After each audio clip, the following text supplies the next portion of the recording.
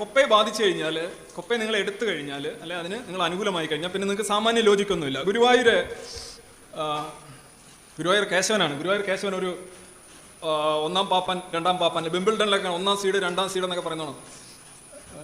ഒരു ഒന്നാം പാപ്പാനുമായിട്ട് സംവദിക്കുന്ന ഒരു പടമാണ്. അപ്പോൾ എന്തായാലും ഞാൻ പറഞ്ഞത്, ഈ ആനയുടെ പിണ്ടം, മാസല്ല ഉദ്ദേശിച്ചത്, ആനപ്പിണ്ടം, ഗുരുവായൂർ ആനപ്പിണ്ടത്തിൽ ചവിട്ടി കഴിഞ്ഞാൽ ഒരുപാട് മുടി വളരും എന്നൊരു വിശ്വാസമുണ്ട്. ഇതൊരു കൊതിയാണ്, ഒരു കൊതി ഭാവനയാണ്. ഈ ഭാവനയെ നിങ്ങളുടെ മസ്തിഷ്കം പ്രതിരോധിക്കില്ല. ഇപ്പോൾ ആളുകൾ അവിടെ വന്ന് പിണ്ടം മാരുതല്ല ചെയ്യുന്നത്, മറിച്ച് പോകുന്ന തമിഴ്നാട്ടിലുള്ള ആളുകളൊക്കെ ആണെങ്കിൽ കൊട്ടയും ബാസ്ക്കറ്റും ഒക്കെ കൊടുത്തു വിടും.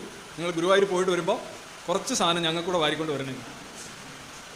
അത് ഗുരുവായൂർ തന്നെ വേണം താൻ. എത്ര പ്രിസൈസ് ആയിട്ടാണ് ആ കാര്യങ്ങൾ പോകുന്നത്. അപ്പം ഈ കൊതി, ഈ പേടി, രണ്ട് ഐറ്റത്തിൽ നമ്മളുടെ റാഷണാലിറ്റി പൂർണ്ണമായിട്ട് അത് ഡിസേബിൾഡ് ആണ് എന്നുള്ളതാണ്. അതുകൊണ്ടാണ് ഈ വാസ്തുവും ജ്യോതിഷവും സമാനമായിട്ടുള്ള കാര്യങ്ങളൊക്കെ ഇത്രയും വലിയ ഡീപ്പ് റൂട്ടഡ് ആയിട്ട് പോകുന്നത്.